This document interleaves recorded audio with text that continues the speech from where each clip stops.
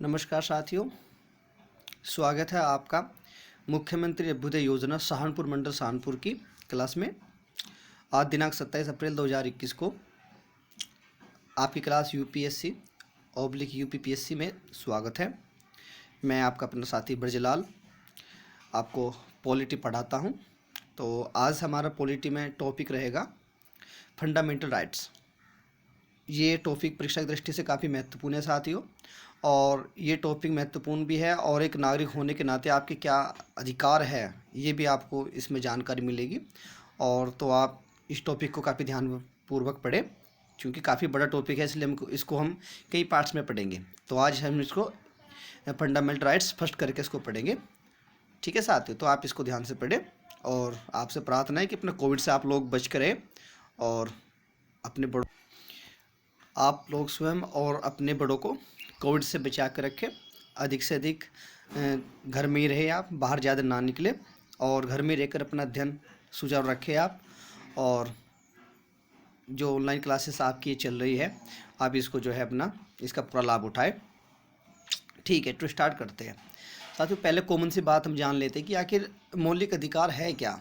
पहले तो बात यह है कि अधिकार क्या है और फिर ये मौलिक अधिकार क्या होते हैं। तो अधिकार क्या है साथियों, कॉमन सी बात ये ली जाती है कि अधिकार वे आवश्यक दशाएं हैं जिसमें व्यक्ति अपना सर्वांगीण विकास कर सकता है, समाज के द्वारा प्रदान किए जाते हैं, राज्य इनको मान्यता देता है और व्यक्ति के हित के लिए ये अधिकार दिए जाते हैं। तो ये कई तरह से हो सकते हैं, प्राकृतिक अधिकार हो सकते हैं, कानूनी अधिकार हो सकते हैं। ठीक है, तो ये किस तरह के हो सकते हैं। तो हम यहाँ बात कर रहे हैं मौलिक अधिकार। मौलिक अधिकार यानी वे अधिकार जो मनुष्य के सर्वांगीण विकास के लिए, चाहे उसका शारीरिक विकास हो, चाहे मानसिक विकास हो, चाहे व्यक्तिगत विकास हो, ठीक है, तो सभी तरह के विकास के लिए जो व्यक्ति को अधिकारों की आवश्यकता होती है उनको बोलते हैं मौलिक अधिकार। देख सकते हैं आप डेफिनेशन में लिखा है ये कि मौलिक अधिकार क्या है साथियों। ये है मौलिक अधिकार क्या है। याद रखना, ये टॉपिक काफ़ी महत्वपूर्ण होने जा रहा है, परीक्षा की दृष्टि से बहुत महत्वपूर्ण टॉपिक है। आप बड़े बच्चे हैं, सिविल सर्विस की तैयारी कर रहे हैं, इस टॉपिक को बहुत अच्छी तरीके से हमने सर्च करके आपके लिए उपलब्ध कराया है। और ये मध्यम स्तर का टॉपिक है, ना तो बहुत डीपली है ये, क्योंकि आप रिसर्च नहीं कर रहे हैं, और ना ही बहुत छोटे लेवल का है कि आप 10th 12th की एग्ज़ाम दे रहे हैं। तो एक मध्यम वर्ग का एक इसमें लिया गया है मटेरियल, तो आप इसका पूरा लाभ उठाएं। तो देख सकते हैं, अब ये दिया है कि मौलिक अधिकार क्या है साथियों। ठीक है, अब इसके बारे में आपको जैसे हमने बता दिया, सिंपल वही है, लेकिन ये देखो आप लिखा है कि वे अधिकार जो मानव जीवन के लिए भौतिक तथा अपरिहार्य होने के कारण संविधान द्वारा नागरिकों को प्रदान किए जाते हैं मौलिक अधिकार कहलाते हैं। ठीक है साथियों, यानी वे अधिकार होते हैं जो व्यक्ति के मानव जीवन के लिए भौतिक यानी बाह्य रूप से दिखाई देने वाले संसाधन के रूप में भौतिक तथा अपरिहार्य यानी अति आवश्यक होते हैं, इनके बिना वो कुछ नहीं कर सकते। अपरिहार्य यानी अति आवश्यक होने के कारण संविधान द्वारा नागरिकों को प्रदान किए गए हैं। ये वो मौलिक अधिकार है क्योंकि इन्हें संविधान द्वारा लोगों को प्रदान किया गया है, तो उस करके जो है इनको मौलिक अधिकार बोलते हैं, क्योंकि व्यक्ति के लिए आवश्यक होते हैं उसके विकास के लिए।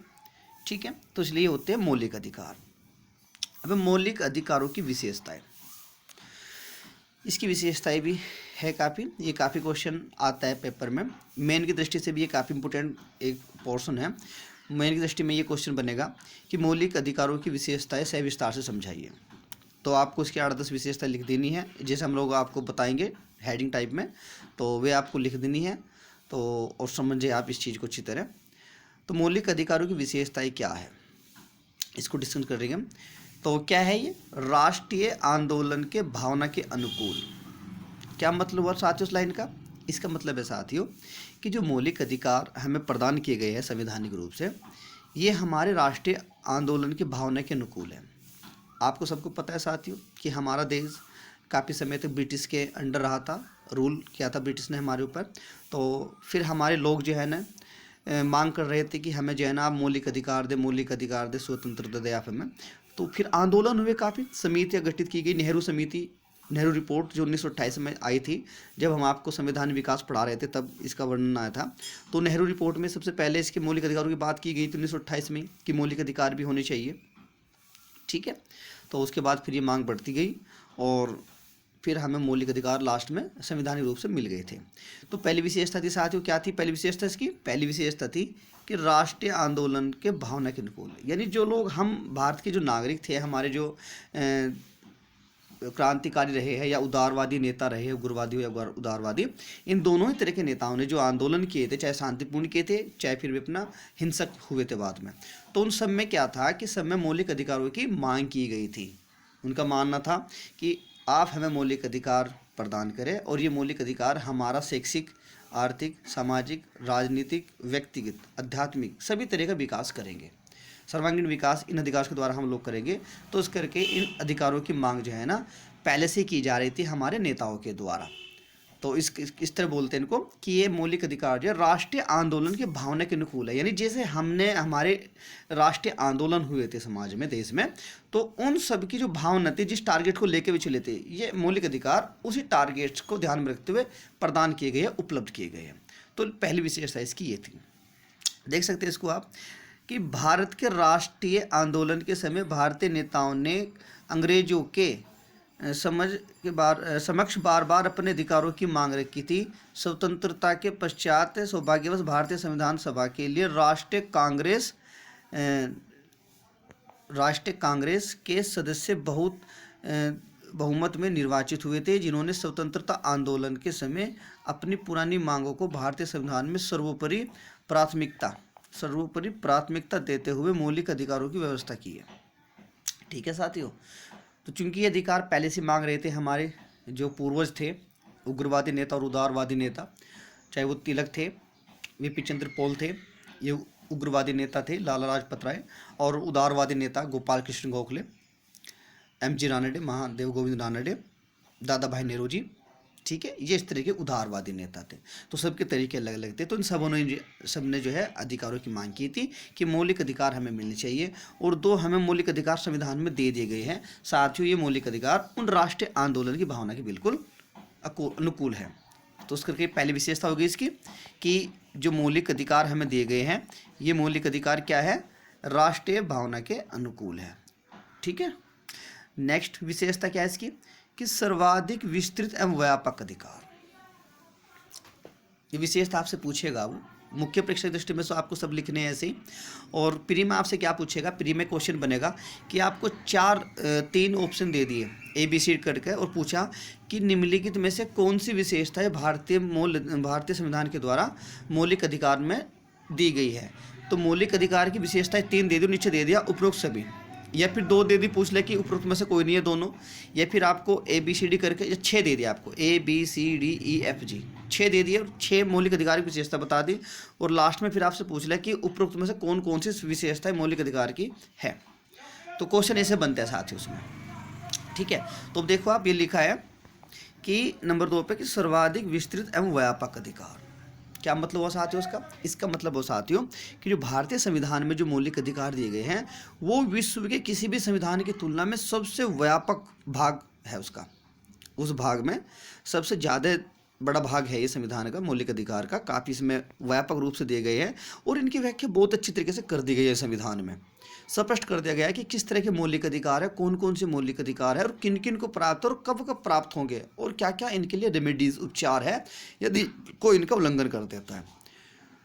तो इसलिए लिखा है ये कि सर्वाधिक विस्तृत एवं व्यापक अधिकार है, यानी बहुत बड़े रूप में दिए गए हैं, सब चीज़ें इनमें खोल दी गई है बारीकी से काफ़ी। तो इसलिए बोलते हैं कि जो मौलिक अधिकार है सर्वाधिक विस्तृत है, संविधान के भाग में सर्वाधिक विस्तृत है ये, और इनका व्यापक बताया गया है कि काफ़ी व्यापक रूप से इनको समझाया गया है, आपको सब चीज़ खोल दी है। ठीक है साथियों, देखते हैं अब इसमें क्या लिखा है कि भारतीय संविधान के 3य भाग में अनुच्छेद 12 से 30 और 32 से 35 तक मौलिक अधिकारों का वर्णन है।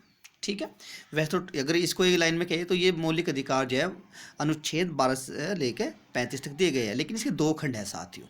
ठीक है, एक खंड में तो क्या है कि अनुच्छेद 12 से 30 तक है। ठीक है, ये दिया है अनुच्छेद 12 से 30 तक एक खंड में, इसमें सारे मौलिक अधिकार दे दिए गए आपको। उसके बाद दूसरा जो खंड है इसका, ये वाला दूसरा खंड साथियों, ये वाला 32 से 35 तक, इसमें क्या है कि इनकी रेमेडीज दी गई है। कुछ इनके विशेष में जो है ना उपबंध दिए गए, विशेष उपबंध दिए गए, कभी इन पर रोक भी लगाई जा सकती है। ठीक है। तो ये चीज़ दी गई है, उपचार भी है और रोक भी दी गई, कुछ स्पेशल प्रोविजंस थे। तो दो भाग थे इसके, पहला भाग था साथियों उसका आपका 12 से 30, दूसरा भाग था इसका 32 से 35 तक। तो कुल मिलाकर ये अधिकार कब दिए गए हैं हमें, कौन से संविधान में है, उसमें आर्टिकल में है। तो साथियों यह है टोटल 12 से लेकर 35 तक, ठीक है। अब नेक्स्ट लाइन देखते हैं। नेक्स्ट लाइन में क्या है कि अन्य देशों के संविधान में किए गए वर्णन की तुलना में सर्वाधिक है, ठीक है। क्या मतलब है कि अन्य देशों के संविधानों में किए गए वर्णन की तुलना में सर्वाधिक है। इसका मतलब ये है कि जो ये हमें मौलिक अधिकार दिए गए 12 से 30 और 32 से 35 यानी 12 से 35, तो ये अन्य देशों के संविधान में किए गए वर्णन की तुलना में सर्वाधिक है। किसी भी देश के संविधान में मौलिक अधिकारों का इतनी अच्छी तरीके से वर्णन नहीं किया गया साथियों, जितना अच्छी तरीके से वर्णन हमारे संविधान में किया गया है, ठीक है। 12 से 35 तक दिया है, ये सब चीज़ खोल दी गई है एक एक, चाहे नागरिक है चाहे गैर नागरिक है, दोनों को अधिकार प्राप्त है। कुछ ऐसे अधिकार हो सकते हैं कि केवल नागरिकों को प्राप्त है जो भारत के सिटीजन है, और कुछ ऐसे हो सकते हैं कि दोनों को प्राप्त है, उसको हम पढ़ेंगे, लेकिन अभी हम विशेषताएं पढ़ रहे हैं इसकी, ठीक है।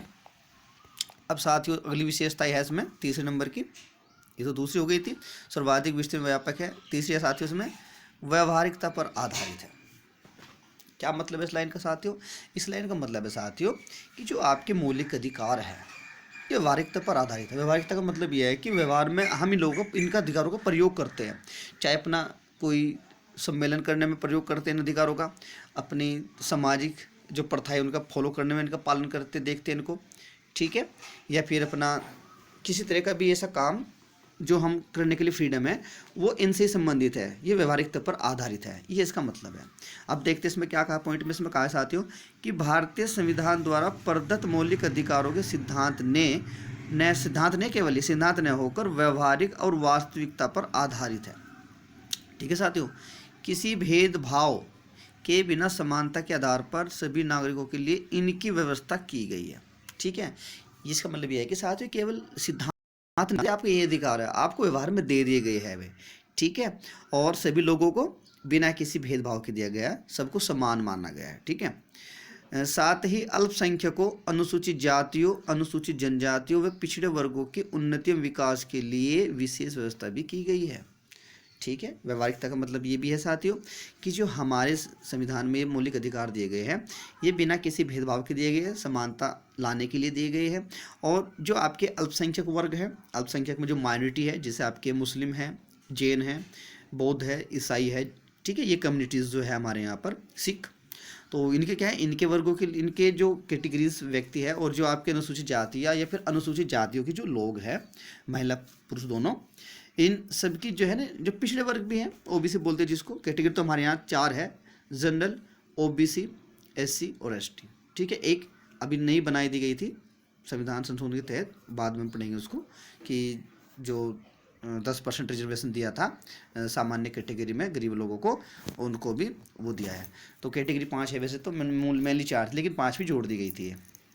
तो इन सब कैटेगरीज के लिए विशेष प्रोविजंस भी किए गए हैं मौलिक अधिकारों में, जिससे कि ये समाज की आधुनिकता से जुड़ जाए, आधुनिक विचारधारा से इनका मेल हो जाए, और इनको भी जो है ना समाज में आधुनिकता से इनकी बराबरी मिल सके, जैसे और लोग जी रहे हैं सम्मान के साथ, ऐसे इनको आगे उठाया जा सके। इसके लिए संविधान में कुछ विशेषता की गई है, कुछ रिजर्वेशन किए गए हैं, ठीक है।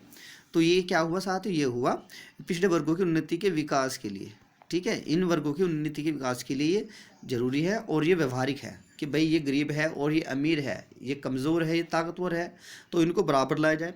ये शिक्षित ज़्यादा है, अमीर वर्ग ये कम है, तो इनको शिक्षा में रिजर्वेशन दिया गया, रोजगार में रिजर्वेशन दिया गया, जॉब्स में दिया गया, तो सब जगह इनको जो है ना रिजर्वेशन देकर ऊपर उठाया गया है। तो इस करके बोलते हैं कि व्यवहारिकता पर ये आधारित है, ठीक है साथियों। अब नेक्स्ट पॉइंट यानी 4th पॉइंट हम पढ़ेंगे क्या है। अगली विशेषता है साथियों इसकी अधिकारों के 2 रूप, ठीक है साथियों। अधिकारों के 2 रूप क्या है, हम आपको बता रहे हैं कि अधिकारों के 2 रूप का मतलब है कि ये अधिकार जो है ना सकारात्मक भी होते हैं और नकारात्मक भी होते हैं। सकारात्मक अधिकार का मतलब क्या है साथियों कि ये अधिकार व्यक्ति को मिल गए हैं और इस पर किसी तरह कोई बाउंडेशन नहीं है।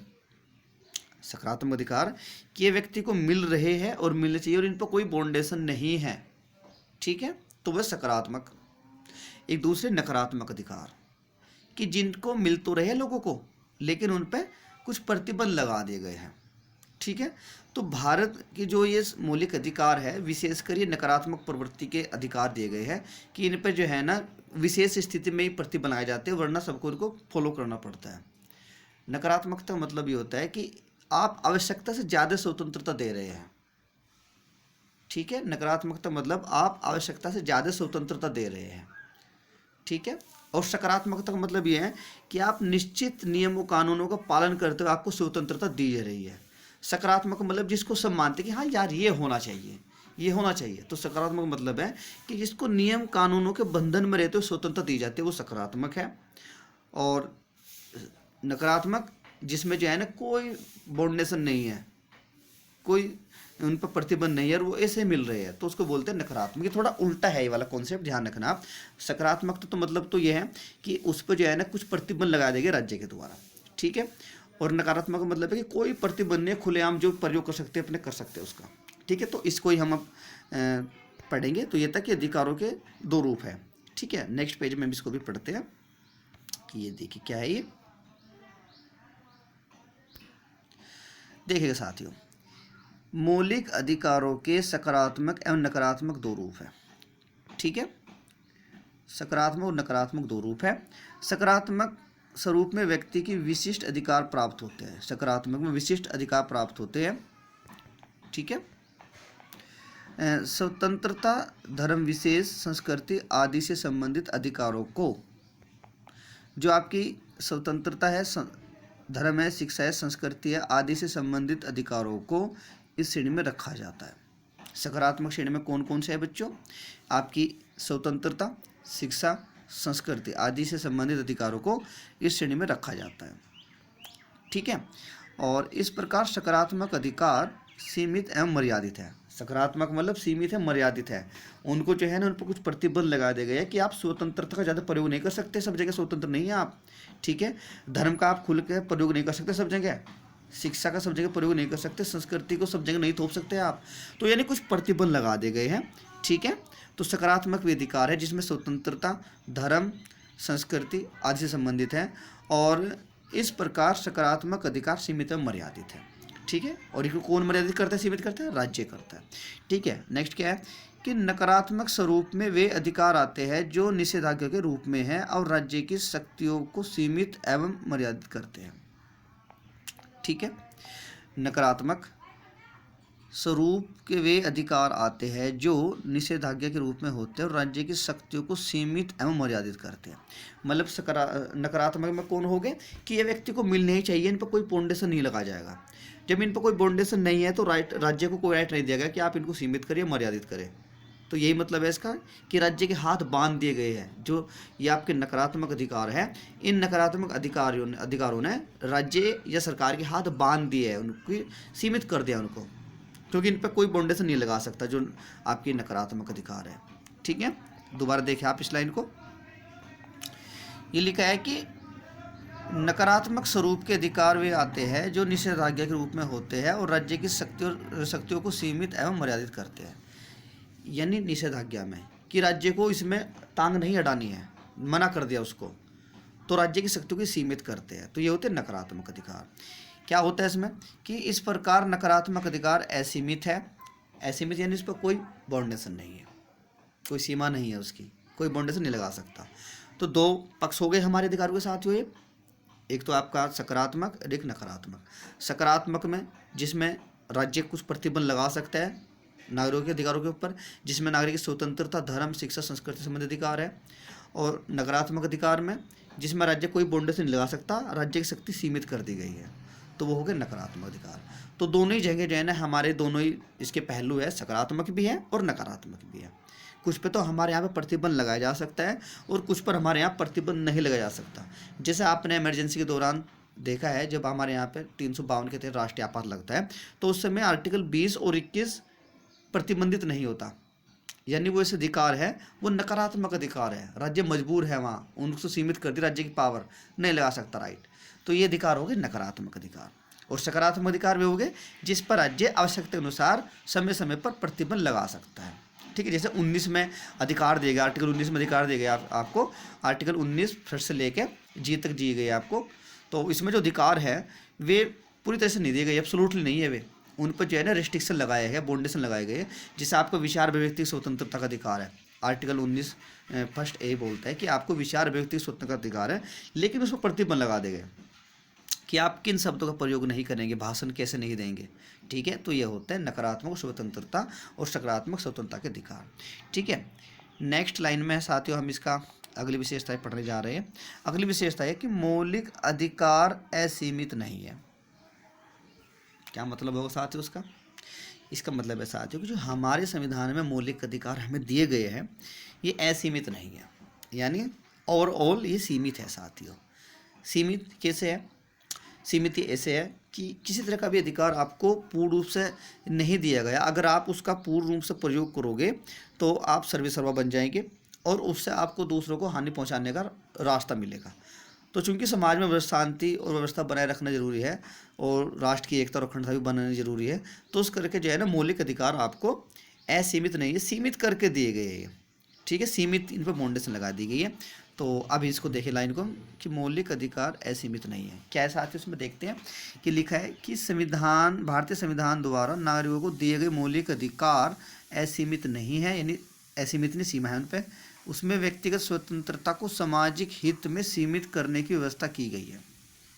क्या मतलब है साथियों कि जो आपकी व्यक्तिगत स्वतंत्रता है तो उसको सामाजिक हित में सीमित करने की व्यवस्था की गई है, यानी आपको इतनी स्वतंत्रता नहीं दी जा सकती कि समाज की स्वतंत्रता ही खतरे में पड़ जाए। सपोज आप मार्केट में जा रहे हैं, एक छतरी अम्ब्रेला आपके पास है, छाता, और आप उसको खोल कर जा रहे हैं और घुमा कर जा रहे हैं ऐसे मार्केट में। ठीक है, छतरी आपकी है, हाथ में ले जाने का अधिकार है, घुमाने का अधिकार है, लेकिन अगर उस अधिकार से आपके वो छतरी लोगों को लग रही है, उस छतरी में जो पानी पड़ा था वो पानी लोगों के ऊपर गिर रहा है घुमा घुमा कर, तो वहाँ पर आपकी सीमित कर देगी स्वतंत्रता। आपको छतरी रखने का राइट है, ले जाने का राइट है, लेकिन ऐसे नहीं घुमा सकते आप, क्योंकि वो लोगों को लगेगी, उससे लोग डिस्टर्बेंस हो गए। तो ये बात यहाँ पे कही गई है साथ ही उसने कि इसमें व्यक्तिगत स्वतंत्रता को सामाजिक हित में सीमित करने की व्यवस्था की गई, यानी सामाजिक हित के लिए उसको सीमित की गई है जो व्यक्तिगत स्वतंत्रता है। अब क्या इसमें कि लोक कल्याण यानी पब्लिक, लोगों का फायदा, और प्रशासनिक कुशलता और राष्ट्रीय सुरक्षा के लिए मौलिक अधिकारों पर प्रतिबंध भी लगाए जा सकते हैं। ठीक है, यानी जहाँ पर लोक कल्याण की बात है, यानी पब्लिक इंटरेस्ट की बात जहाँ पर आए कि हाँ भी लोगों का कल्याण करना है, या फिर प्रशासनिक कुशलता की बात आई कि प्रशासन को कुशल बनाना है, या फिर राष्ट्रीय सुरक्षा की बात आई, तो वहाँ पर मौलिक अधिकारों पर प्रतिबंध लगाए जा सकते हैं। ठीक है, अब देखिए इसमें क्या लिखा है कि संसद ने 1979, ये देखो ये गलत दिया है इसमें 1979, आप इसको 1978 कर लेना। संसद ने 1978 में 44वें, देखो इसमें है क्या कन्फ्यूज, देखो आपको बताता हूँ मैं, कहीं जगह 79 मिलता है, कहीं 78 मिलता है, इसमें आज कन्फ्यूज दूर कर ले आप लोग अपना। ये 79 भी सही है और 78 भी सही है, लेकिन आप फ़र्क देख लो आप इसमें है क्या। लेकिन जहाँ भी आएगा, जहाँ अमेंडमेंट की बात आएगी, तो वहाँ आप 1978 लिखेंगे, ना कि 1979। हुआ था क्या कि संसद में जो ये विधेयक आया था, यानी ये संशोधन बिल आया था, ये 1979 में आया था, पेश हुआ था, और ये जो पास हो गया था और लागू हुआ था, ये हुआ था 1978 में। तो जनरली हमारे यहाँ पर जब चीज़ कोई पास हो जाती है तो उस ईयर को काउंट करते हैं। तो विधेयक यानी संशोधन का विधेयक तो आया था 1978 में ये, ठीक है, और 79 में ये पास हुआ था। ठीक है, कुछ चीज़ें इसकी लागू कर दी गई थी मैक्सिमम 78 में ही, और कुछ चीज़ें छोटी रह गई थी जो 79 में की गई, क्योंकि काफ़ी बड़ा कॉन्सेप्ट था ना 44वां संविधान संशोधन और 42वां संविधान संशोधन हमने पढ़ाया आपको। तो इसका काफ़ी बड़ा भाग 78 में लागू कर दिया गया था, और इसके कुछ प्रोविजंस बचे थे तो 79 में हुए थे, राष्ट्रपति ने 79 में इसको स्वीकृति दे दी थी। तो इसलिए बोलते हैं कि 1979 भी है ये, लेकिन ये एक्यूरेट 1978 ही है, क्योंकि जैसे आपने संविधान पढ़ा था जब हम पढ़ा रहे थे संविधान विकास में कि 26 नवंबर 1949 को वो पूर्ण रूप से बनकर तैयार हो गया था, स्वीकार कर लिया था, लेकिन 26 जनवरी 1950 को लागू हुआ था। तो संविधान बना था 26 जनवरी 1949 को ही और लागू भी हो गया था। 26 नवंबर को ही संविधान दिवस ही मनाया जाता है हमारे यहाँ पर, लेकिन जब तो उसके कुछ प्रोविजन लागू हुए थे। ठीक है, संविधान में कुछ प्रोविजन लागू हुए थे, जैसे आर्टिकल 2, 4, 5 ऐसे हमने आपको बताया था 169, ठीक है, 361, 62, 63 हमने आर्टिकल बताए थे आपको कि लागू कर दिए गए थे नागरिक से संबंधित। और उसके बाद क्या था कि उसके बाद हुआ था ये कि जो 26 जनवरी 1950 है फिर पूरा लागू कर दिया गया था। अब इस संशोधन विधेयक में क्या हुआ था 1944 वाले में कि इसका बहुत बड़ा भाग तो जो है ना लागू हो गया था, बनकर तैयार हो गया था, बस राष्ट्रपति की स्वीकृति मिली थी इसको बाद में ही। पूरी प्रक्रिया इसकी बनने की, इसके क्या क्या प्रोविजंस होने, सब ये 1978 में हो गया था। तो लेकिन राष्ट्रपति की परमिशन मिलती है उसको 1979 में। तो इसलिए कहीं कहीं ये 1979 आता है, लेकिन आप हमेशा 1978 लिखेंगे।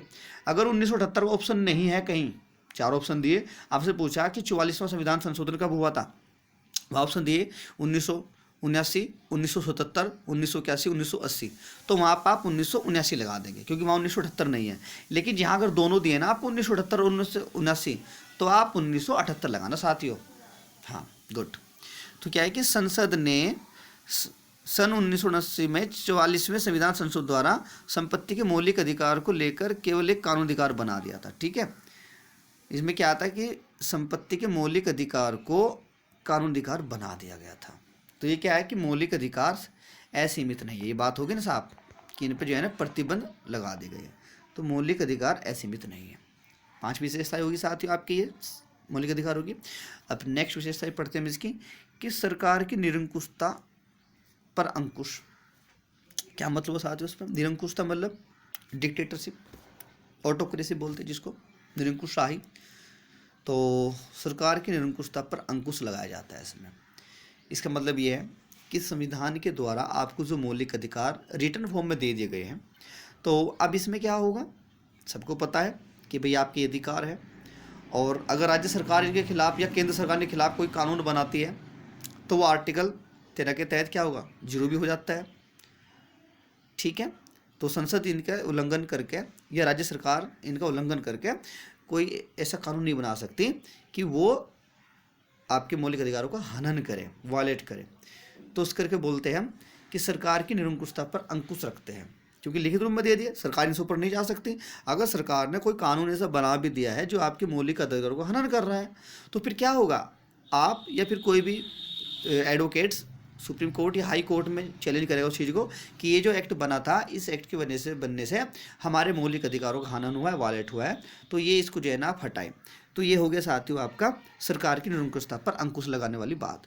अब क्या इसमें देखो कि मौलिक अधिकार प्रत्येक भारतीय नागरिक की स्वतंत्रता के घोतक है और उसकी भारतीय नागरिकता के परिचायक है। ठीक है, संविधान द्वारा इसका उपयोग पूर्ण आश्वासन दिया गया है, अतः किसी भी स्तर पर भारत सरकार मनमानी करते हुए उन पर अनुचित रूप से प्रतिबंध नहीं लगा सकती। ठीक है, इसमें सरकार है, जिला परिषद, नगर निगम, ठीक है, पंचायतें आदि समस्त निकाय मौलिक अधिकारों का उल्लंघन नहीं कर सकते। ठीक है साथियों, काफ़ी दिया है इसमें, नगर पालिका हो गए आपके, लोकल बॉडीज़ ग्रामीण क्षेत्र में, ठीक है, जिला परिषद हो गई, नगर निगम, राज्य सरकार या नगर पंचायत, कुछ तरह की जो बॉडीज़ है जो गवर्नमेंट से कंट्रोल होती है, वो आपके मौलिक अधिकारों का उल्लंघन नहीं कर सकती। ठीक है, तो उसका क्या है कि उनकी निरंकुशता पर अंकुश लगा दिया मौलिक अधिकारों ने। अगर उनको पूरा राइट देता कि नहीं, जो चाहे वो बना सकती है, जो चाहे वो संशोधन कर सकती है, जो चाहे वो प्रतिबंध लगा सकती है, तो फिर क्या होगा, वो तानाशाही बन जाती सरकार। तो उसको जो है तानाशाह नहीं बनने दिया है, उसको जो है ना उसकी तानाशाही पर, निरंकुशशाही पर कुछ अंकुश लगा दिया गया। तो ठीक है, ये विशेषता हो गई कि सरकार की निरंकुशता पर अंकुश। ठीक है, अगली विशेषता क्या है इसमें कि राज्य के सामान्य कानूनों के ऊपर। ठीक है, राज्य के सामान्य कानूनों के ऊपर है साथियों। क्या मतलब है बच्चों इस लाइन का? इस लाइन का मतलब है साथियों कि जो राज्य के सामान्य कानून है संचालन के लिए, व्यवस्था संचालन के लिए सामान्य कानून, ये मौलिक अधिकार उनसे ऊपर होते हैं। मौलिक है ना, नाम है फंडामेंटल, मौलिक है, यानी हर चीज़ का आधार यही है। जो भी कानून नियम बनेंगे इन अधिकारों को ध्यान में रख के ही केंद्र सरकार, राज्य सरकार बनाएगी समाज की या व्यवस्था के संचालन के लिए।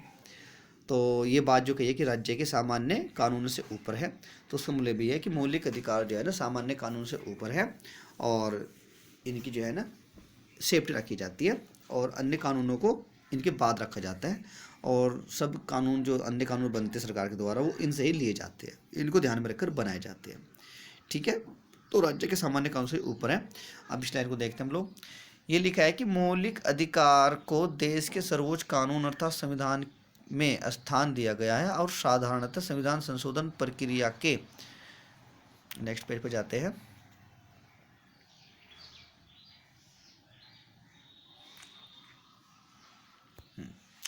ये लिखा है कि मौलिक अधिकार, ठीक है, देखिए आप, ये मौलिक अधिकार को देश के सर्वोच्च कानून अर्थात संविधान में स्थान दिया गया है और साधारण संविधान संशोधन प्रक्रिया के अतिरिक्त इनमें को और किसी प्रकार से परिवर्तन नहीं किया जा सकता है।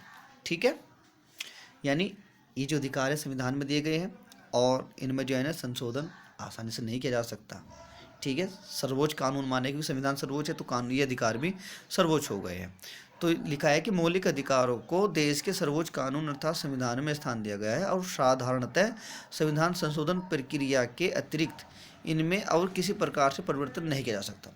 यानी कि इनमें कुछ परिवर्तन करना होगा ना, तो प्रक्रिया आपको बताई थी, संवैधानिक संशोधन प्रक्रिया हमने आपको बताई थी, तीनों बताई थी कि साधारण विधेयक से कैसे होगा और विशेष बहुमत से कैसे होगा और विशेष बहुमत प्लस राज्यों के 50% समर्थन से कैसे होगा। ये हम आपको कॉन्सेप्ट क्लियर कर दिए थे पिछले वाले चैप्टर में जब हम आपको पढ़ाए थे अमेंडमेंट्स वाला।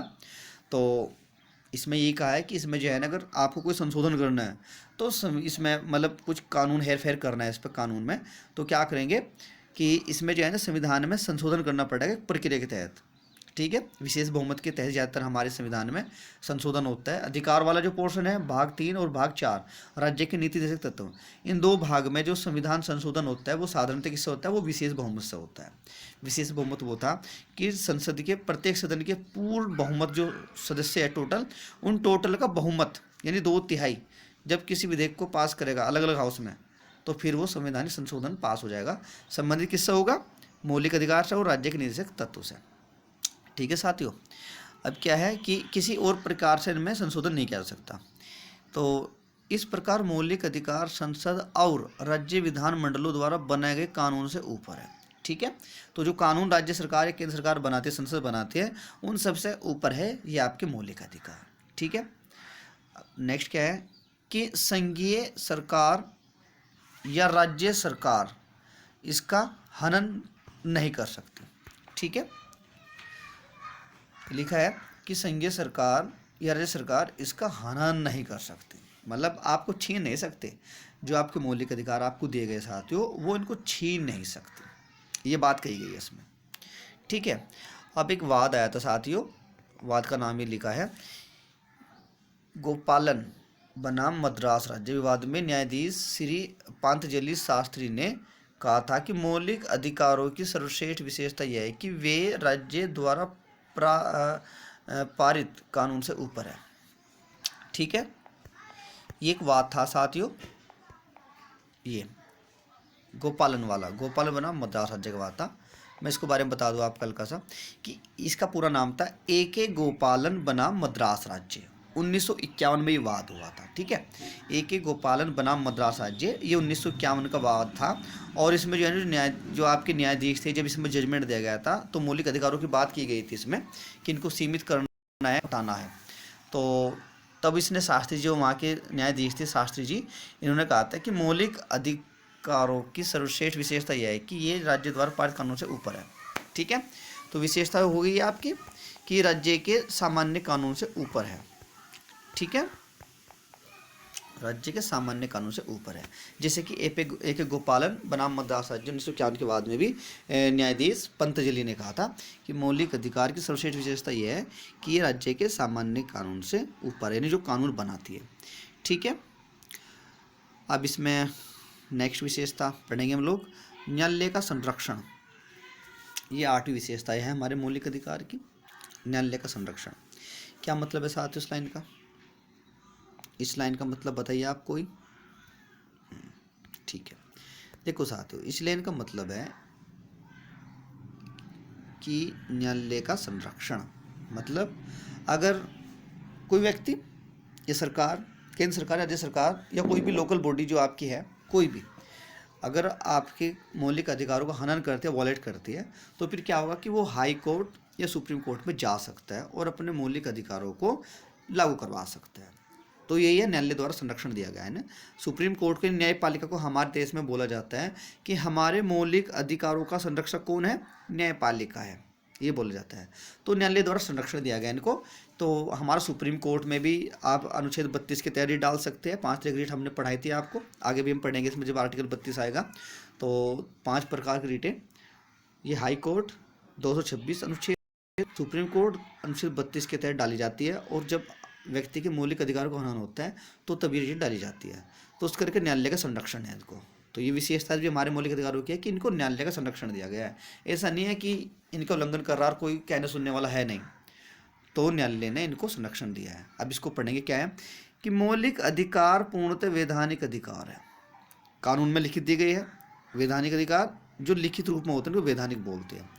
संविधान की व्यवस्था के अनुसार मौलिक अधिकारों की रक्षा के लिए भारतीय न्यायालय को अधिकृत किया गया है, यानी इनकी रक्षा के लिए भारतीय न्यायालय जो है उनको आदेश दिया गया है कि आप इन मौलिक अधिकारों की रक्षा करें लोगों के। ठीक है। संविधान के अनुच्छेद 32 के अनुसार भारत का प्रत्येक नागरिक अपने मौलिक अधिकारों की रक्षा के लिए उच्च न्यायालय या सर्वोच्च न्यायालय की शरण ले सकता है। हम बताएं आपको कि अगर मौलिक अधिकारों का हनन हो रहा है तो अनुच्छेद 32 के तहत सुप्रीम कोर्ट और अनुच्छेद 226 के तहत हाई कोर्ट जा सकता है। ठीक है। मौलिक अधिकारों को अनुचित रूप से प्रतिबंधित करने वाले कानूनों को न्यायपालिका द्वारा अवैध घोषित किया जाता है। समझ गए कि जो न्यायपालिका है आपकी, और ऐसा कोई कानून बना दिया राज्य सरकार ने या फिर संसद ने यानी संघ सरकार ने कि वो आपके मौलिक अधिकारों का हनन कर रहा है, संविधान में जो आपको मौलिक अधिकार दिए गए हैं उसके अगेंस्ट है वो, तो फिर क्या होगा कि न्यायपालिका उनको अवैध घोषित कर देगी। ठीक है साथियों। चूंकि भारतीय न्यायपालिका कार्यपालिका और व्यवस्थापिका के नियंत्रण से मुक्त है। हमारी न्यायपालिका कैसी है? हमारी न्यायपालिका स्वतंत्र न्यायपालिका है। हमने आपको पहले बताया था स्वतंत्र न्यायपालिका क्या होती है और प्रतिबद्ध न्यायपालिका क्या होती है। तो जब न्यायपालिका वाला चैप्टर आपके पास आएगा, हम आपको न्यायपालिका पढ़ाएंगे पॉलिटी में, तो तब इसको और कॉन्सेप्ट को क्लियर कर लेंगे कि स्वतंत्र क्या होता है। आप समझ लीजिए, स्वतंत्र का मतलब होता है जो किसी के अंडर में वर्क नहीं करती। ठीक है। जैसे आप स्कूल में हैं, स्कूल में टीचर है बहुत सारे और एक प्रिंसिपल है, तो जो प्रिंसिपल है वो अंडर में वर्क करे किसके? जो बड़े बड़े इनके ऊपर अधिकारी बैठे हैं, और जो टीचर्स वहाँ के अभी किसके अंडर वर्क करेंगे? प्रिंसिपल के अंडर वर्क करेंगे, यानी वे इसके प्रति रिस्पॉन्सिबल रहेंगे। ठीक है। और स्वतंत्र का मतलब ये है कि जो मास्टर ने कोई काम कर दिया वो प्रिंसिपल के प्रति रिस्पॉन्सिबल नहीं है, वो तो मर्जी का मालिक है, जो करेगा वो सही करेगा, कोई बाउंडेशन नहीं है। प्रिंसिपल अगर कोई टीचर ने किसी बच्चे की स्पेशल क्लास ले ली पढ़ाने के लिए कि भाई ये इसको मैं स्पेशल पढ़ा दूँ, तो आपको कोई कहने सुनने वाला नहीं होगा कि आपने ऐसा क्यों किया है। तो वहाँ हो गया आप स्वतंत्र। और जहाँ पर आपको कहने सुनने वाला है कि तुमने क्यों पढ़ा दिया, तुम्हें किस राइट के तहत था, तो वहाँ हो गया आप प्रतिबद्ध, यानी आपको जिम्मेदार ठहरा दिया उसके लिए। तो हमारे जो स्वतंत्र न्यायपालिका है उसकी ये विशेषता है कि हमारी न्यायपालिका स्वतंत्र है, ये किसी के पास प्रतिबद्ध नहीं है, ये स्वतंत्र रूप से अपने निर्णय देती है। ठीक है।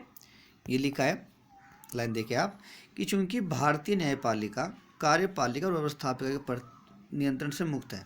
कार्यपालिका ठीक है यानी कैबिनेट वाला हमारा गवर्नमेंट, और व्यवस्थापिका यानी पूरी पार्लियामेंट इसके नियंत्रण से मुक्त है। इसलिए मौलिक अधिकारों की रक्षा के लिए वह संविधान द्वारा दिए गए संवैधानिक उपचारों के अधिकार के अंतर्गत आवश्यक निर्देश भी निर्गत कर सकता है। ठीक है। इसका मतलब ये हुआ कि जो आर्टिकल 32 दिया है इसमें संवैधानिक उपचारों का अधिकार, आर्टिकल 32 हम पढ़ेंगे आगे इसको। तो न्यायपालिका जो है ना, चूंकि कार्यपालिका के अंडर में वर्क नहीं करती और संसद के अंडर में वर्क नहीं करती, स्वतंत्र है, तो वो अपने जो अनुच्छेद 32 है इसके तहत संवैधानिक उपचारों के अधिकार के अंतर्गत आवश्यक दिशा निर्देश जारी कर सकती है कि राज्य सरकार को ये करना चाहिए, राज्य सरकार को वो करना चाहिए। ठीक है। तो ये विशेषता हो गई है आपकी 8वें नंबर की, न्यायालय द्वारा संरक्षण। ठीक है।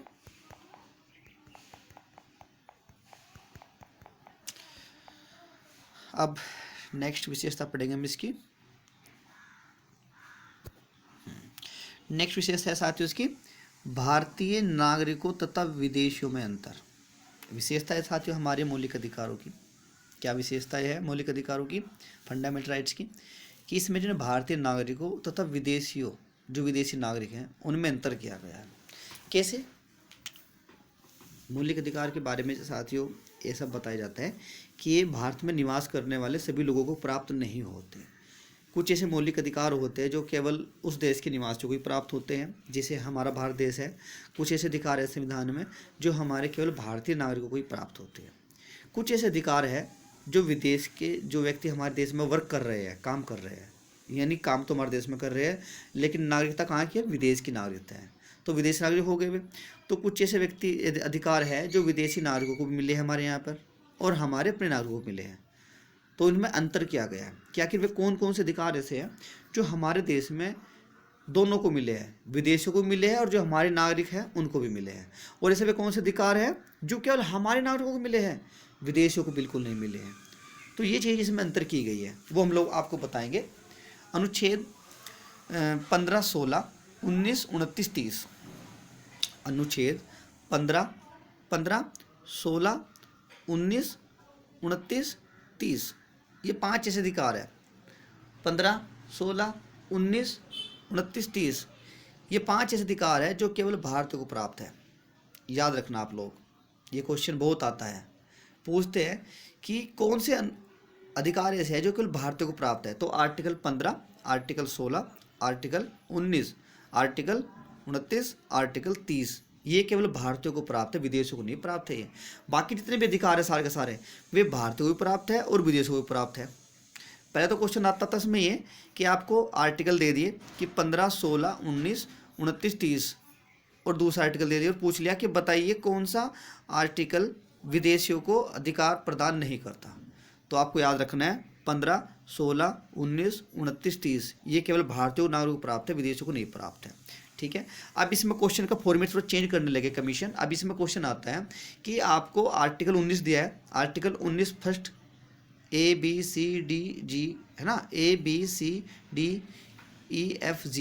तो इसमें 7 दिए थे अधिकारी, एक तो हटा दिया था उसमें, संपत्ति का हटा दिया था उसमें।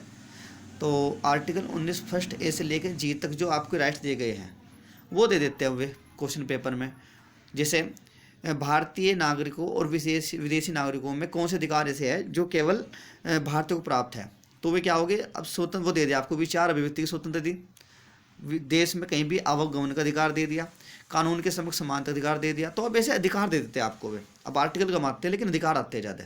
तो आपको याद रखना है, ये तो जब हम आपको पढ़ाएंगे आर्टिकल 19 आगे तो सब आपके याद रहेगा, सब समझ में आएगा। तो आप याद रखना कि आर्टिकल 19 के द्वारा जो स्वतंत्रता दी गई है, ठीक है, ये आपके 15, 16, 19, 29, 30 जितने भी स्वतंत्र राइट दिए गए हैं इनमें ये केवल भारत को प्राप्त है। तो इसलिए अंतर किया गया है भारतीय नागरिकों में और विदेशी नागरिकों में। अब देखिए कैसे होता है कि भारतीय नागरिकों तथा भारत में निवास करने वाले विदेशी, ठीक है, वही कि भारतीय नागरिकों तथा विदेशी में अंतर क्या है कि भारतीय नागरिकों तथा भारत में निवास करने वाले विदेशी नागरिकों के लिए संविधान द्वारा दिए गए मौलिक अधिकारों में अंतर है। ठीक है, अंतर हम आपको बता दें क्या क्या है कि मौलिक यह है कि मौलिक अधिकारों में कुछ अधिकार ऐसे हैं जो भारतीयों के साथ साथ विदेशियों को भी प्राप्त है, जैसे जीवन तथा व्यक्तिगत स्वतंत्रता का अधिकार। ठीक है, आर्टिकल 20, 21, 14 कानून के समक्ष समानता, 20, 21 व्यक्तिगत स्वतंत्रता का अधिकार, ठीक है, ये प्राप्त है, परंतु शेष अधिकार केवल भारतीय नागरिकों के लिए सुरक्षित है। इस प्रकार भारतीय नागरिकों को प्राप्त समस्त मौलिक अधिकारों का उपयोग विदेशी नागरिक नहीं कर सकते। ठीक है, ये हम आपको बताया बात। अब याद रखना 15, 16, 19, 29, 30 15, 16, 19, 29, 30 ये ऐसे आर्टिकल के अधिकार है जो केवल भारतीय को प्राप्त है, विदेशियों को नहीं प्राप्त है। 14 विदेशियों को प्राप्त है, भारतीय को प्राप्त है। 14 में क्या है, कानून के साथ समानता है। ठीक है, 15 में क्या है, 15 में क्या है, चलो जब पढ़ाएंगे जब बताएंगे, लेकिन आप सुन लो, आपके नहीं पता। 15 में है कि जाति, धर्म, वंश, लिंग, जेंडर, बर्थ प्लेस इनके आधार पर भेदभाव नहीं करना।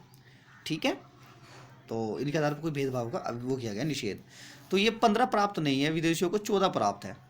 ठीक है, तो 15, 16, 19, 29, 30 मैं बार बार रिपीट कर रहा हूँ, मोस्ट इंपोर्टेंट पॉइंट है वाला। 15, 16, 19, 29, 30 केवल भारतीय को प्राप्त है, बाकी सब अधिकार दोनों को प्राप्त है। ठीक है, ये आपको यहाँ बताया गया है। अब देखिए इसमें कि भारत के मौलिक अधिकार विश्व के अनेक संविधान में उपस्थित मौलिक अधिकारों से सबसे अधिक विस्तृत है। ठीक है, जो मौलिक अधिकार है वे विश्व के जो अन्य संविधान हैं उनमें सबसे विस्तृत अधिकार है। ठीक है, मौलिक अधिकार व्यवहारिक सिद्धांत पर आधारित होने के कारण संपूर्ण समाज के लिए बहुत आवश्यक उपयोगी है। ठीक है, ये पॉइंट वही है जो हम पहले बता रहे थे। और मौलिक अधिकारों की प्रकृति नकारात्मक है। ठीक है, क्योंकि राज्य से यह आशा की जाती है कि वे मौलिक अधिकारों में से किसी प्रकार का कोई हस्तक्षेप न करें। तो सकारात्मक था और नकारात्मक दोनों था, हम आपको पहले बता दिए ना कि सकारात्मक प्रवृत्ति क्या है, नकारात्मक प्रवृत्ति क्या है। सकारात्मक प्रवृत्ति यह है कि जिसमें जो है ना व्यक्ति की स्वतंत्रता या अधिकारों पर कुछ प्रतिबंध लगा सकता है राज्य, यानी उसको अथॉरिटी दी गई है। और नकारात्मक वो है कि जिस पर राज्य को अधिकार नहीं है किसी के अधिकार पर प्रतिबंध लगाने का। तो दोनों ही हमारे पास थे यहाँ पर, ठीक है। नेक्स्ट क्या है कि संविधान द्वारा मौलिक अधिकारों की सुरक्षा, संविधान द्वारा मौलिक अधिकारों की सुरक्षा का दायित्व न्यायपालिका को दिया गया है, ठीक है। लास्ट पॉइंट था ये सेकंड लास्ट, कि संरक्षण मिलता है इनको न्यायपालिका द्वारा, वही बात इसमें बताई गई है, ठीक है। अब इसमें चलते हैं नेक्स्ट। देखिएगा ये लिखा है कि भारत के नागरिकों के मौलिक अधिकारों से जुड़े तथ्य इस प्रकार है। कुछ तथ्य हैं, वो तो विशेषता आपने पढ़ ली, ये तथ्य विशेषताओं में आएंगे वैसे तो क्वेश्चन आता है इनसे काफ़ी, इसलिए ये मैंने आपके इसमें ऐड किए हैं। विशेषताएं तो आपने सब समझ ली क्या क्या विशेषताएं हैं, ऐसे क्वेश्चन बनेगा और आपके पास आएगा और आप सब उसको समझ लेंगे, कर देंगे। देखो अब है भारतीय नागरिकों के मौलिक अधिकारों से जुड़े हुए तथ्य क्या है।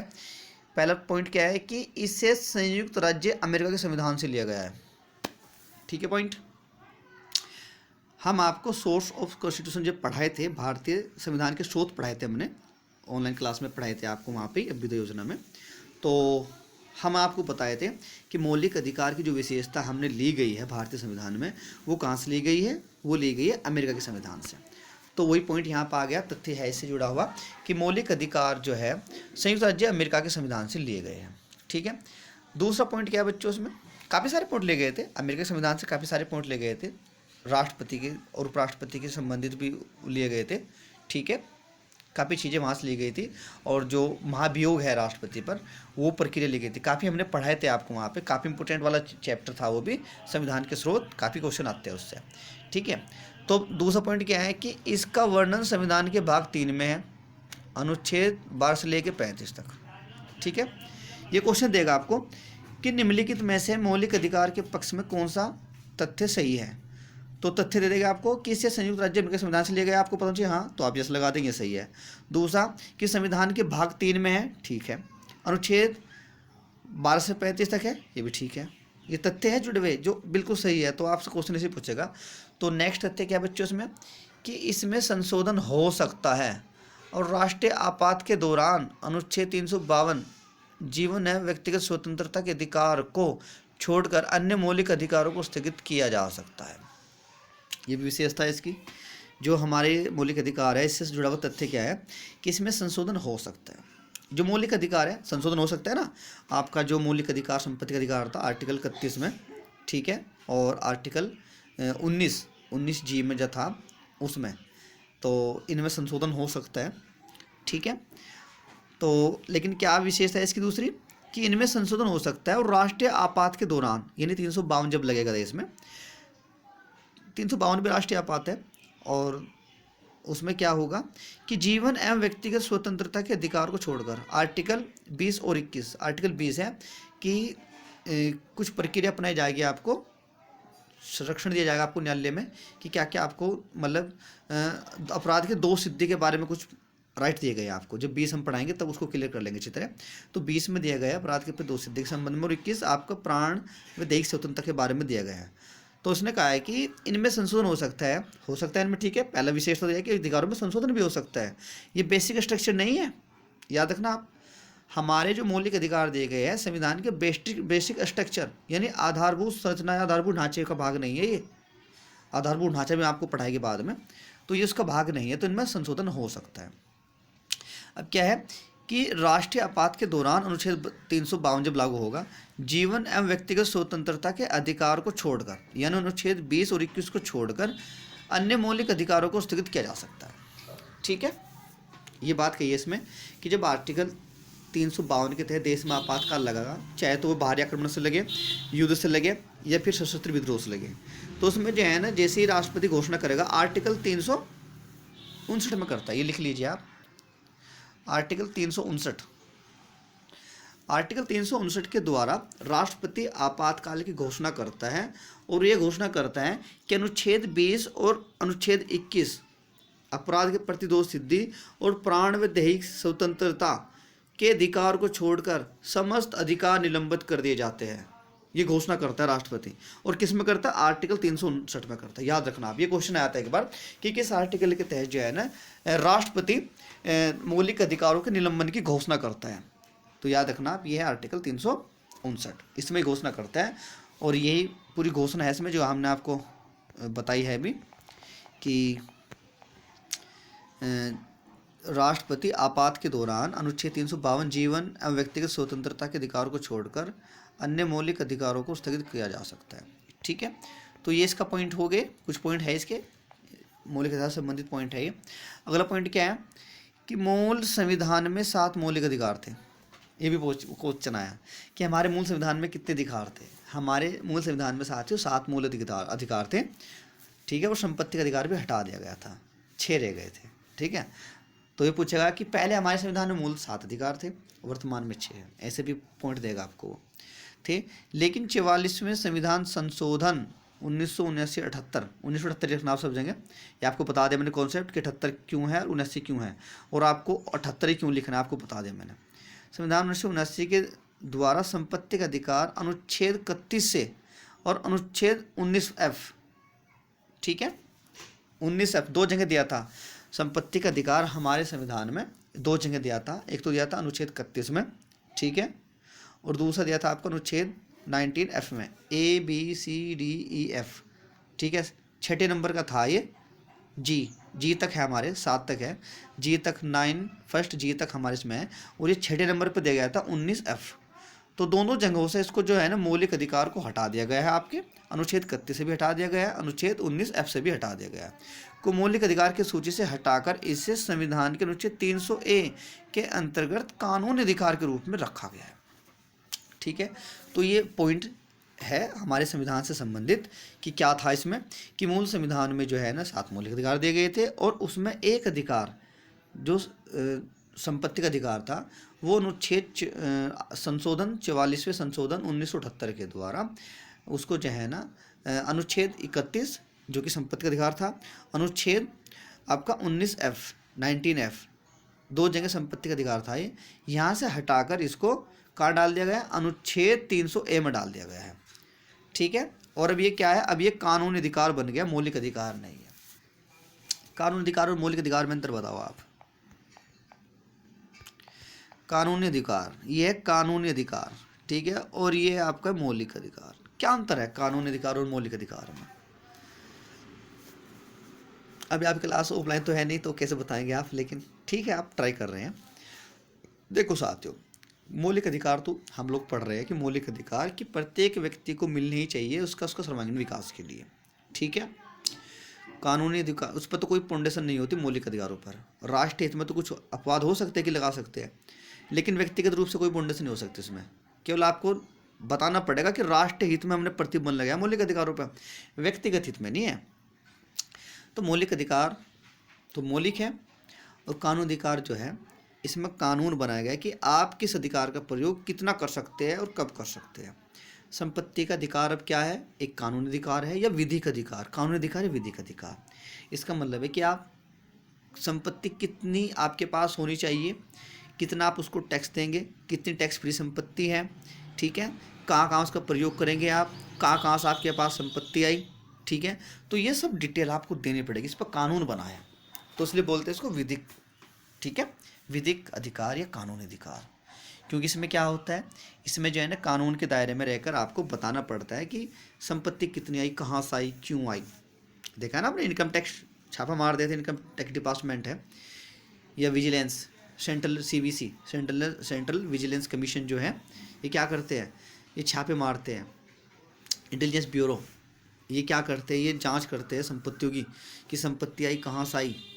आपने देखा ना भारत में नियम बने हैं कि अवैध संपत्ति कहाँ से आई आपके पास, ब्लैक मनी बोलते हैं जिसको। तो उससे संबंधित जो अधिकार है आप संपत्ति संबंधित, वो अब कैसा आते हो हमारे पास, अब वो अधिकार है आपका कानून अधिकार है विधिक अधिकार, कि आप कानून के दायरे में ही आप संपत्ति का अर्जन करेंगे, कानून के दायरे में आप संपत्ति रखेंगे, कानून के दायरे में आप उसको टैक्स देंगे। ठीक है, आपको सब हिसाब देना पड़ेगा कि कहाँ से संपत्ति आई, कितनी आई। ठीक है, तो ये है साथियों विधिक अधिकार या कानून अधिकार। ठीक है, नेक्स्ट पेज पे चलते हैं। हाँ, अब ये इनके बारे में हम लोग बताएंगे कि ये मौलिक अधिकार भारतीय संविधान में कहाँ कहाँ दिए गए हैं, कैसे कैसे दिए गए, कौन से अधिकार कौन से अनुच्छेद में दिया गया। ठीक है, बाकी नेक्स्ट टॉपिक जब मतलब हम डिस्कस करेंगे लेक्चर, तो वहाँ पे आपका क्या करेंगे, आपका ये वाला जो पोर्शन है ये दोबारा स्टार्ट कर देंगे हम यहाँ से ही आर्टिकल 12 से।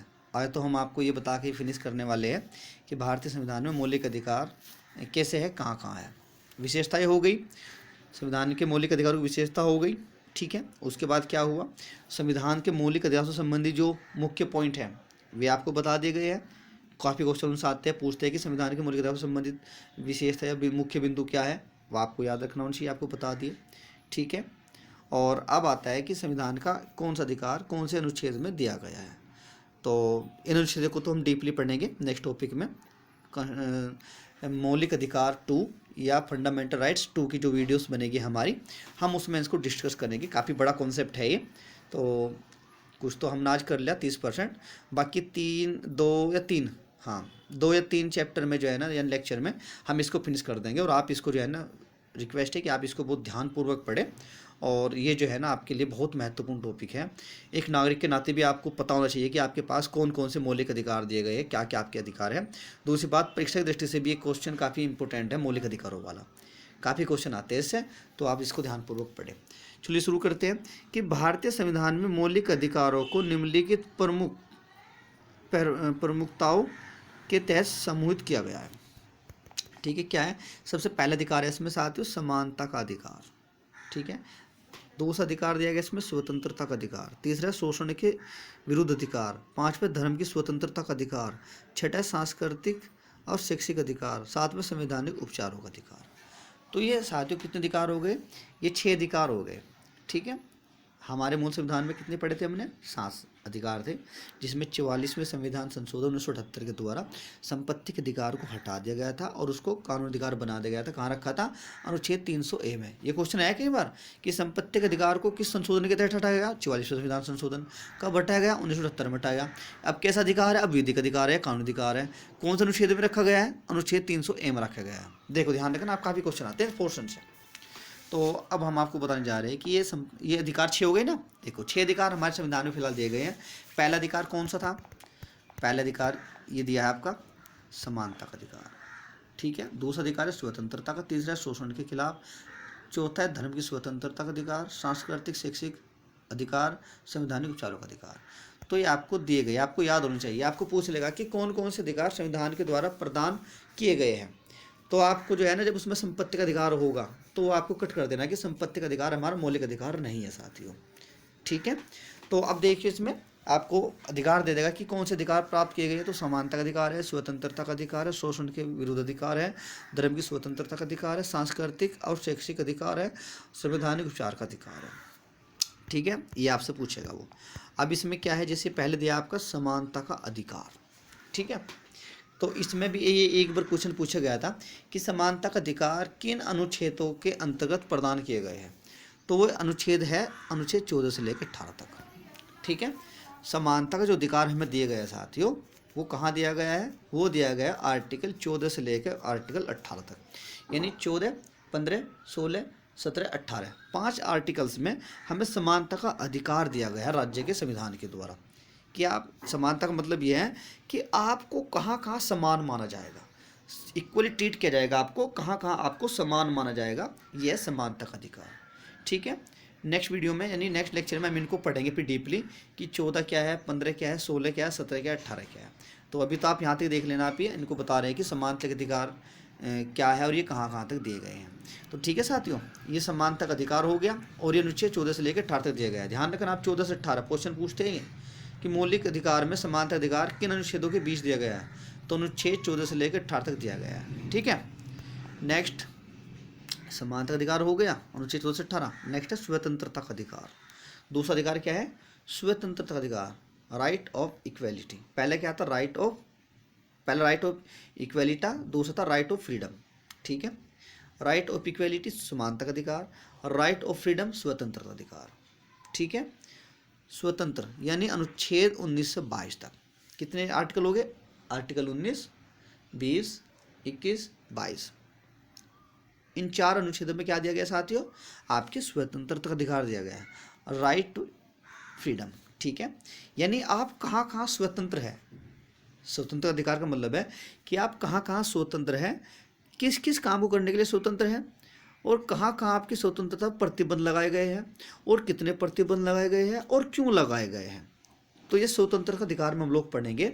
और ये अधिकार कहाँ दिया गया साथियों, ये अधिकार दिया गया आपका अनुच्छेद 19 से लेके अनुच्छेद आपके 22 तक। काफ़ी पोर्शन इंपॉर्टेंट है ये वाला स्वतंत्र अधिकार का भी। इसमें सबसे ज़्यादा आर्टिकल 19 इंपॉर्टेंट है, क्योंकि इसमें आर्टिकल 19 फर्स्ट ABCDGF, ठीक है, एफ तक दिए गए, ABCDEFG, जी तक इसमें दिए गए हैं, जिसमें जो है ना F हटा दिया गया था क्योंकि वो संपत्ति का अधिकार से संबंधित था, और 31 हटा दिया गया था, वे संपत्ति अधिकार थे। बाकी 19 फर्स्ट ABCDEG ये रह गया, हटा दिया गया। तो बाकी 20 और 21 22 से सभी इंपॉर्टेंट है। तो याद रखना आपको, ये पूछेगा आपसे कि स्वतंत्रता का अधिकार भारतीय संविधान के अनुच्छेदों में कहाँ कहाँ दिया गया है। तो आपको पता होना चाहिए कि समानता का अधिकार तो अनुच्छेद 14 से 18, स्वतंत्रता का अधिकार अनुच्छेद 19 से 22 तक। ठीक है, नेक्स्ट उसमें हम पढ़ेंगे, जब आपके पास एक्स्ट्रा हमारा लेक्चर लेगा तब हम इसको धीरे धीरे कंप्लीट कर लेंगे। अगला इसका शोषण के खिलाफ अधिकार। ठीक है, शोषण के खिलाफ या शोषण के विरुद्ध अधिकार। तो ये हमें कहाँ दिया गया साथियों, ये हमें दिया गया आर्टिकल 23 से लेकर 24, 2 आर्टिकल है केवल इसके, अनुच्छेद 23 और अनुच्छेद 24। ठीक है, शोषण के विरुद्ध अधिकार। शोषण का मतलब क्या है कि आपका कोई शोषण नहीं करेगा, एक्सप्लोटेशन नहीं करेगा आपका। आप बच्चे हैं, महिला है, व्यक्ति है, किसी भी रूप में आपको कोई शोषण नहीं कर सकता। तो शोषण को भी प्रतिबंधित किया गया है। शोषण के खिलाफ अधिकार या शोषण के विरुद्ध अधिकार यही है जो आपके आर्टिकल 23 और 24 में दिया गया है। बाद में हम इनको पढ़ेंगे डीपली। 23 में क्या था, 23 में ये था कि मनुष्य के दुर्व्यापार और बलात्कार पर रोक लगाई गई थी, और 24 में जो है ना 14 वर्ष तक के जो कम की आयु के बच्चे थे वे हार्डवर्क नहीं करने कहीं जोखिम भरा। तो ये है शोषण के मतलब उनको शोषण करते हैं ना। हमारे देश में प्रथा है कि बच्चे जो है, बच्चों का एक्सप्लोटेशन बहुत ज़्यादा होता है, फिजिकली भी होता है बच्चों का शोषण। ठीक है, और उनका जो है ना काम ज़्यादा कराते हैं उनसे, सस्ता रोजगार मिल जाता है ना उनसे साधन। वो उनको जो है ना होटल में आपने देखा बच्चे काम करते हैं, भूखे गरीब बच्चे अपने भोजन पे काम कर लेते हैं, वेटर बन जाते हैं, ब्याह शादी में देखते हैं आप, शादी विवाहों में। तो यही है कि शोषण को मना किया गया है कि शोषण नहीं होने का आपको कहीं भी। अगर इससे कोई घटना घटती है शोषण की तो फिर आपको उसमें रेमेडी दी जाएगी। तो शोषण के खिलाफ या शोषण के विरुद्ध अधिकार कहाँ है बच्चों, 23 और 24 में दिए गए हैं। ठीक है, तो याद रखना आप ये। तो ये 3 हो गए आपके। समानता का अधिकार हो गया जो कि अनुच्छेद 14 से लेकर अनुच्छेद 18 तक दिए गए हैं। समानता कि आप कहाँ कहाँ समान माने जाएंगे, किन किन परिस्थितियों में समान माने जाएंगे। ठीक है, ये समानता दी गई है। दूसरा क्या था अधिकार, स्वतंत्रता का अधिकार था। ये कहाँ था, ये अनुच्छेद 19 से 22 तक था, जिसमें 4 आर्टिकल थे, 19, 20, 21, 22। ठीक है, समानता वाले में 5 थे, 14, 15, 16, 17, 18। ठीक है, और उसके बाद है तो शोषण के खिलाफ अधिकार या शोषण के विरुद्ध अधिकार। इसमें कितने हैं साथियों, इसमें आपके पास आते हैं अनुच्छेद 23 और 24।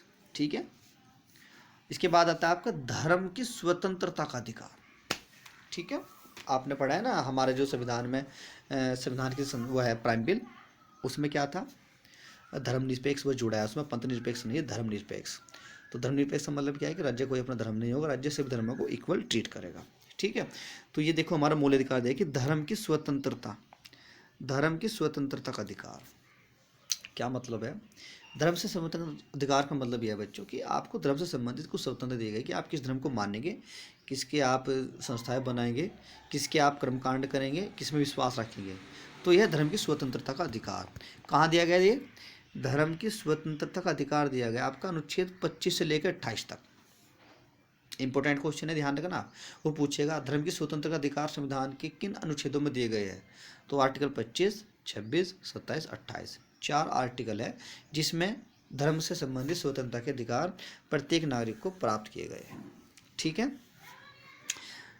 तो नेक्स्ट क्या है, नेक्स्ट है बच्चों इसमें सांस्कृतिक और शैक्षिक अधिकार। ये कहाँ दिए गए, दिए गए 29 और 30 में। ठीक है, तो सांस्कृतिक और शैक्षिक अधिकार क्या मतलब है कि आपने देखा है कि प्रत्येक समाज में, हमारे जो समाज है तरह तरह के, और इसमें जो कैटेगरी वाइज है, जाति के आधार पर, वर्ग के आधार पर, उनकी कुछ अपनी अपनी संस्कृति है, कुछ कर्मकांड है, कुछ ट्रेडिशंस है, मूल्य हैं, उनको फॉलो करते हैं। तो उसके अधिकार दिए गए हैं कि प्रत्येक व्यक्ति को देश में अपनी संस्कृति को आगे बढ़ाने का, संस्कृति, भाषा, लिपि, संस्कृति, 3 चीज़ आएगी इसमें, हम पढ़ेंगे।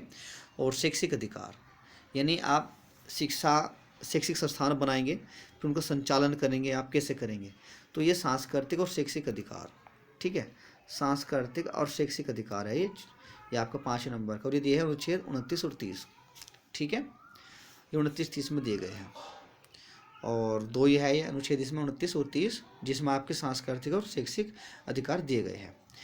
लास्ट यानी छठा, संवैधानिक उपचार का अधिकार, इसमें क्या है, अनुच्छेद 32 से 35 तक है, ठीक है। अनुच्छेद 32 को भी जो है ना केवल संवैधानिक उपचार का अधिकार मानते हैं, ठीक है, लेकिन इसमें टोटल दिए गए 32 से 35 तक है ये हमारे बीच में, ठीक है, कि मैं तो 32 में तो रीट जारी करेगा, और संवैधानिक उपचारों का अधिकार मेनली 32 को ही माना गया है। बाकी 35 तक भी हम पढ़ेंगे कि क्या क्या इसमें था, 33 में क्या आता, 34 में क्या था, ठीक है, 35 में क्या था कि 35 ही ख़त्म की थी ना, जम्मू कश्मीर की रिगार्डिंग थी वो, तो उस तरह के अधिकार थे, हम पढ़ेंगे उनको, लेकिन ये कभी आते तो है नहीं। मैन तो क्वेश्चन में ये आता है कि संवैधानिक उपचारों का अधिकार 32 है, ठीक है, तो ये याद रखना आप। तो ये हो गए आपके आज के मौलिक अधिकार की संविधान में कहाँ कहाँ दिए गए और क्या क्या इनकी विशेषताएं थी और कौन कौन से बिंदु उनसे संबंधित हैं। ये सभी बिंदु आपके काम आएंगे पेपर में।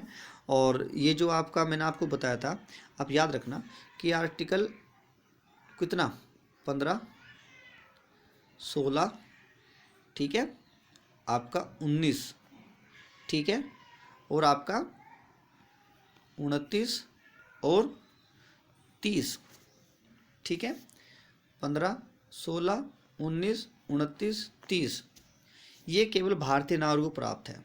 ये मोस्ट इंपोर्टेंट क्वेश्चन है बच्चों, ये काफ़ी आता है, इसमें काफ़ी कंफ्यूज हो जाते हैं बच्चे कि कौन कौन से आर्टिकल ऐसे हैं जो भारतीय नागरिकों को प्राप्त है। तो आर्टिकल 15 में जो मौलिक अधिकार दिए गए हैं, स्वतंत्रता अधिकार जो दिए गए हैं, वे सभी भारतीय नागरिकों को प्राप्त है, ना कि विदेशी को। 16 के भारतीयों को प्राप्त है, 19 के भारतीयों को प्राप्त है, 29 के और 30 के, ये सब भारतीयों को प्राप्त है, केवल विदेशियों को नहीं है, ठीक है। अब इसमें देखो, अभी दिखाते हैं आपको यहाँ पे कुछ, ये देखिएगा, सांस्कृतिक और शैक्षिक अधिकार केवल 29-30 में भारतीयों को प्राप्त है, ठीक है। इसमें पहले में समता का अधिकार में क्या है, 15 और 16 भारतीयों को प्राप्त है, ठीक है, 15-16 भारतीयों को प्राप्त है, ठीक है, 15-16, 19, इसमें 19 वाला भारतीयों को प्राप्त है, ठीक है, और ये वाले 29-30, 15-16, 19, 29, 30 केवल भारतीयों को प्राप्त है, विदेशियों को बिल्कुल नहीं प्राप्त है। वाले आर्टिकल के जो अधिकार है विदेशियों को बिल्कुल प्राप्त नहीं है, केवल ये भारतीयों को प्राप्त है, ठीक है साथियों। और बाकी जो अधिकार है सारे टोटल 14 से लेकर 18 तक, 19 से 22, 23, 24, 25 से 28, 29, 30 और 32, 35, ये सभी को ही प्राप्त है, सभी नागरिकों को। लेकिन जो मैंने 5 आपको बताए हैं मेनली, ये आप याद रखना, इसको बिल्कुल याद कर लेने वाला, 15, 16, 19, 29 और 30, ये केवल भारतीयों को प्राप्त है साथियों, ठीक है। तो आज के जो ये अधिकार है, आज के बारे में हमने इतना ही पढ़ा कि इनकी क्या क्या विशेषताएं थी, संविधान की जो मौलिक अधिकार है क्या क्या इनकी विशेषताएं थी। दोस्तों, इनकी जो महत्वपूर्ण बिंदु है, क्वेश्चन बहुत आते हैं जिनसे, हमने ये पढ़ा कि कौन कौन से आखिर में महत्वपूर्ण बिंदु है जो मौलिक अधिकार से संबंधित है और वे काफ़ी इंपॉर्टेंट भी हैं। और तीसरा हमने ये पढ़ा कि इसमें जो है संविधान में कितने टोटल अधिकार हैं मौलिक, वे 7 अधिकार मौलिक थे जो पहले थे, और वर्तमान में 6 अधिकार है। 7वां अधिकार हटा दिया गया था 44वें संविधान संशोधन 77 के द्वारा, अनुच्छेद 300A में डाल दिया गया था, विधिक अधिकार बनाया गया था। उसके बाद वर्तमान में हमारे पास कितने अधिकार है, 6 अधिकार है। पहला अधिकार हमने पढ़ा समानता का अधिकार, अनुच्छेद 14 से लेकर 18 तक है। दूसरा अधिकार पढ़ा हमने अनुच्छेद 19 से 22 स्वतंत्रता अधिकार।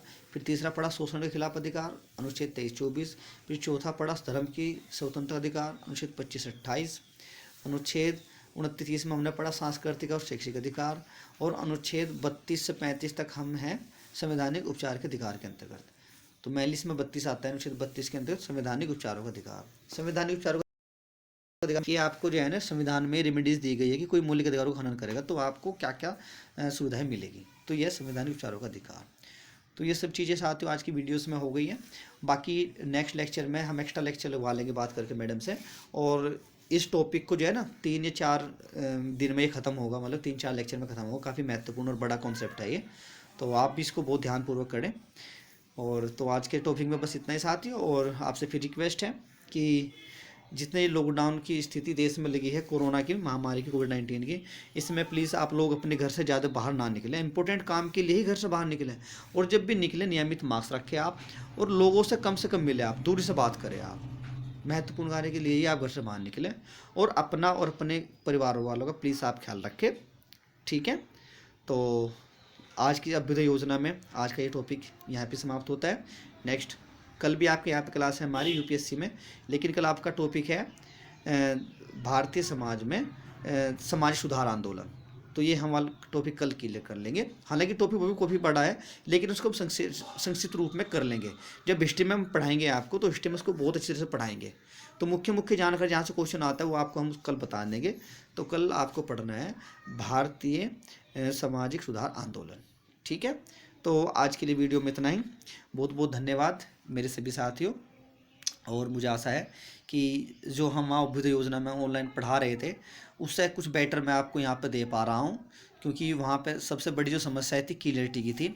वहाँ पे क्लियरिटी नहीं आ रही थी, कैमरे जो है क्लियर नहीं थे वहाँ पे अच्छी तरह, और वॉइस, सबसे बड़ी बात वॉइस की आ रही थी कि वॉइस की समस्या इतनी बड़ी थी कि बच्चे बिल्कुल कुछ नहीं समझ पा रहे थे। हमें भी बहुत अफसोस था मुझे चीज़ का, लेकिन थोड़ी मजबूरी है, आप लोग एडजस्ट कर रहे हैं, इसके लिए बहुत बहुत धन्यवाद। प्रशासन से भी ऊपर पर्याप्त उपकरण नहीं आए हैं, कैमरा इस तरह के उपकरण नहीं आए हैं, और जो हमारा स्टाफ है उन्होंने व्यक्तिगत रूप से उसको लगाया है, उनका भी बहुत बहुत धन्यवाद कि उन्होंने व्यवस्था को सुचारू रखा है, ठीक है। तो साथियों आज के लेक्चर के लिए बहुत बहुत धन्यवाद। आप सब सुरक्षित रहे, ठीक है। नमस्कार।